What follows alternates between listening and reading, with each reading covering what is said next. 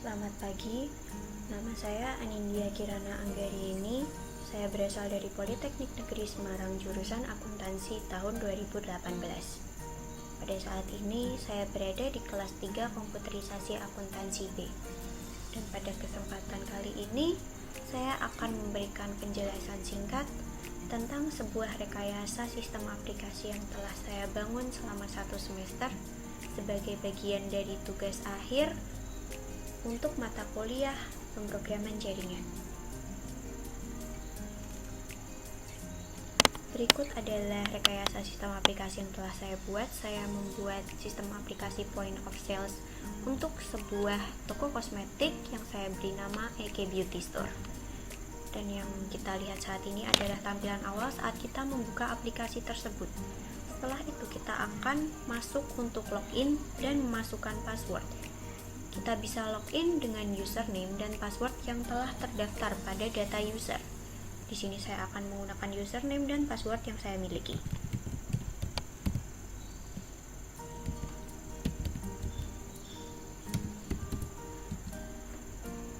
Saat kita sudah login, kita sudah bisa mengakses semua yang ada di aplikasi ini.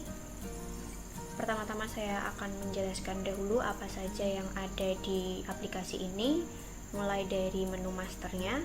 Yang pertama ada data barang, data konsumen, data supplier, data user, tutup stok, logout, dan exit. Selanjutnya untuk menu transaksi, kita memiliki menu untuk transaksi penjualan, transaksi pembelian, retur penjualan, retur pembelian, dan stok opnam. Lalu untuk menu laporan, terdapat menu laporan untuk data barang, data konsumen, dan data supplier. Selain itu juga laporan penjualan, laporan pembelian, laporan retur penjualan, laporan retur pembelian, laporan piutang, laporan hutang, laporan bayar piutang, laporan bayar hutang, kartu stok, dan user. Lalu saya tambahkan juga utility pada menunya. Ada Explorer, Notepad, dan kalkulator. Lalu terakhir ada bantuan yang berisi about dan petunjuk. Selanjutnya pada toolbar terdapat barang, pelanggan, help, dan login. Kemudian pada main formnya saya memiliki data barang, data konsumen, data supplier, penjualan, retur penjualan, pembelian, retur pembelian, pengguna, bayar piutang, dan bayar hutang. Pada dasarnya hal-hal yang saya tambahkan di main form ini adalah transaksi yang terjadi hampir setiap hari, sehingga sangat sering dibutuhkan. Jadi kita berikan di main form supaya lebih mudah diakses. Pengguna juga bisa merubah tampilan. Ini adalah tampilan defaultnya. Kita juga bisa menggunakan tampilan horizontal. Lalu kita juga memiliki tampilan vertikal. Kembali lagi ke tampilan default.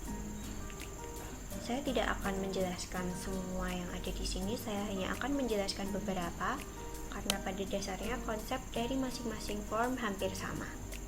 Yang pertama dari master, saya akan memberikan contoh untuk data barang. Saya akan menambahkan barang. Jika kita ingin menambahkan barang, pertama-tama kita akan mengklik tambah. Kode barang akan terisi secara otomatis. Lalu untuk nama barangnya kita isi. Saya akan mengisi sesuai dengan apa yang aplikasi ini, karena aplikasi ini adalah untuk sebuah toko kosmetik, jadi kita isi dengan barang kecantikan. Satuannya pieces, harga jualnya kita isi sebagai permisalan 300.000 dengan harga beli 260.000. Jumlah stok kita isi sebanyak 175 dengan stok minimal 75. Jika sudah, kita bisa langsung menyimpannya. Setelah data berhasil disimpan, data akan masuk ke tabel di sini. Di tabel yang baru saja kita buat. Selain itu kita juga bisa mencetak data barang dalam bentuk Excel dengan cara memencet tombol cetak.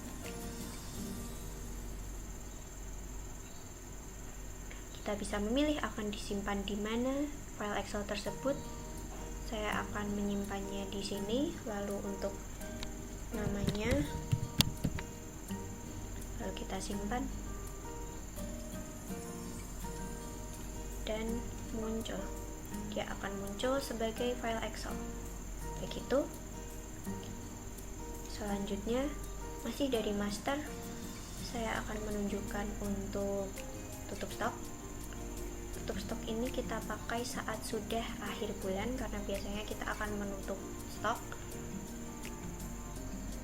Karena ini sudah bulan Agustus, kita akan memilih bulan 8 tahun 2021, sudah benar. Lalu kita oke. Jika kita sudah pernah menutup stoknya, akan ada pesan, yaitu stok sudah pernah ditutup.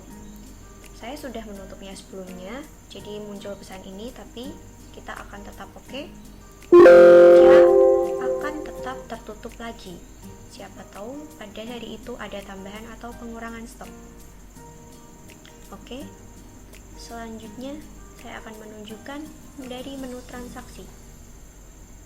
Yang akan saya tunjukkan pertama-tama mungkin penjualan. Di sini penjualan, ini adalah formnya. Untuk menambahkan, kita pencet tombol tambah seperti biasa. Kode pelanggan, kita bisa langsung memilih dari data pelanggan yang telah kita miliki pada database pelanggan kita. Saya akan langsung memilihnya. Kode barang, kita juga bisa langsung memilih dari data barang yang kita miliki di database. Lalu untuk jumlah, kita pilih berapa jumlah yang akan kita jual. Misalnya yang akan dijual adalah 5 dengan harga total 1 juta. Jangan lupa kita enter. Kita enter agar dia masuk ke tabel. Kita akan memilih jenis transaksi apa ini. Saya akan memilih ini untuk transaksi tunai dan dibayar dengan uang kas, sehingga tidak ada kembali. Lalu kita bisa langsung simpan. Berikutnya kita bisa mencetaknya. Seperti tadi akan tercetak ke Excel, kita langsung pilih tombol cetak, kita pilih akan disimpan di folder mana, dan kita beri nama. Selanjutnya masih dari transaksi, saya akan menunjukkan dari stok opnam. Stok opnam ini kita gunakan saat kita akan menambahkan atau mengurangi jumlah stok barang, supaya jumlah stok barang yang ada di gudang dan yang ada di catatan tetap sama. Di sini saya akan membuat contoh jika stoknya berkurang. Untuk nomor invoice akan muncul dengan sendirinya, dia akan muncul secara otomatis. Lalu keterangannya saya akan membuat keterangan packaging rusak. Kode barang kita bisa melihat di sini. Nah, form bantu barang ini akan membantu kita untuk memilih barang apa yang akan kita masukkan ke stok opnam. Di sini saya akan memilih. Kita langsung pencet pilih dan dia akan langsung masuk ke product information. Kode barang, nama barang, dan jumlah sekarang akan muncul secara otomatis, dan saya akan menguranginya sebanyak 5 buah karena packagingnya rusak. Dan dia akan otomatis teradjust menjadi 115 dan harga belinya akan muncul sebesar 170.000. Lalu kita bisa simpan. Sudah sukses disimpan, kita bisa melihat di stok opnam history. Dia sudah masuk ya. Kalau packaging rusak sebanyak 5 buah. Begitu. Untuk ini kita juga bisa mengekspornya sebagai Excel, sama seperti hal yang tadi. Selanjutnya untuk laporan. Dari laporan ini sebenarnya isinya hanyalah histori data-data yang telah kita buat sebelumnya. Penjualan, pembelian, retur, dan lain-lain. Saya beri contoh untuk laporan penjualan. Bisa dilihat laporan penjualan. Lalu jika kita ingin melihat misalnya hanya dari tanggal, misalnya kita hanya ingin melihat dari Januari awal sampai bulan Juni atau Juli saja, atau Juli begini, kita bisa langsung mencarinya dan akan muncul transaksi yang terjadi pada tanggal tersebut. Seperti biasa, kita bisa mencetaknya ke Excel. Hal yang sama seperti laporan pembelian, lalu laporan bayar piutang, laporan bayar hutang, lalu juga ada kartu stok. Untuk kartu stok ini kita bisa memilih berdasarkan barang yang ingin kita cari. Kita bisa memasukkan kode barang yang ingin kita cari, jumlah stoknya, apa yang terjadi. Misalnya kita pilih B0015, kita cari, lihat, kita akan melihat historinya, kita akan melihat yang sudah terjadi pada stok. Selanjutnya saya akan menunjukkan untuk utility. Sebenarnya utility itu hanya tambahan-tambahan saja, seperti Explorer. Ini membuka Windows Explorer jika kita ingin menambahkan menambahkan dokumen, atau kita ingin menyimpan, kita ingin mencari dokumen.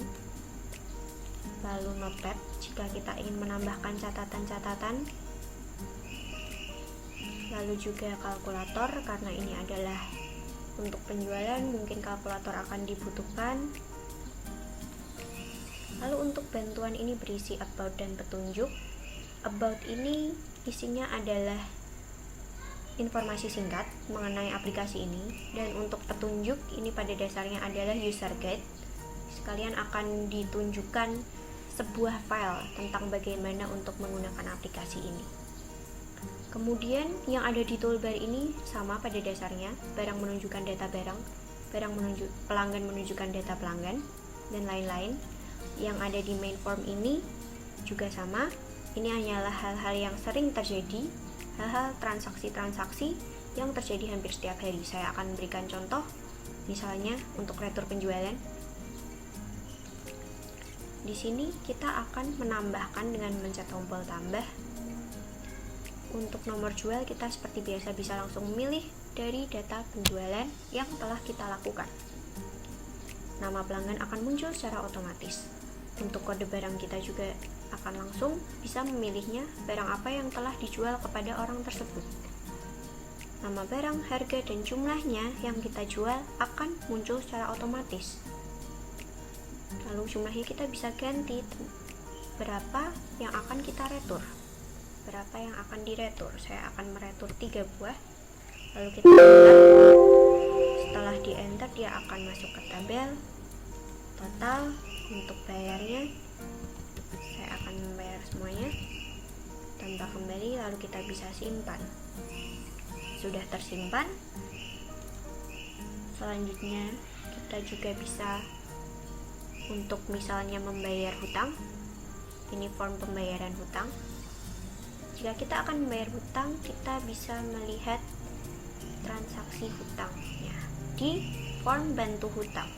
Ini adalah hutang-hutang yang kita miliki, pemberian kredit, dan kita bisa langsung memilih salah satu untuk kita lunasi. Kita pilih ini, dia akan langsung masuk nomor beli, tanggal, nama supplier, jumlah hutang, sisa hutang, dan kita akan membayarnya secara lunas tanpa sisa lagi. Jadi kita akan menyelesaikan hutang kita dan langsung kita simpan. Jika sudah tersimpan, maka hutang tersebut akan langsung terhapus dari database hutang. Gitu. Selanjutnya, saat kita ingin menutup aplikasi, kita akan mendapatkan konfirmasi apakah yakin akan menutup aplikasi ini. Jika sudah yakin, sudah selesai, kita akan langsung menutupnya. Begitu saja penjelasan dari saya tentang aplikasi ini. Saya memang tidak menjelaskan satu persatu, tetapi pada dasarnya hampir semua form memiliki konsep yang sama. Karena ini adalah rekayasa sistem aplikasi point of sales yang sederhana dan digunakan untuk UMKM, jadi ini sangat mudah untuk dioperasikan. Begitu saja, terima kasih atas perhatiannya.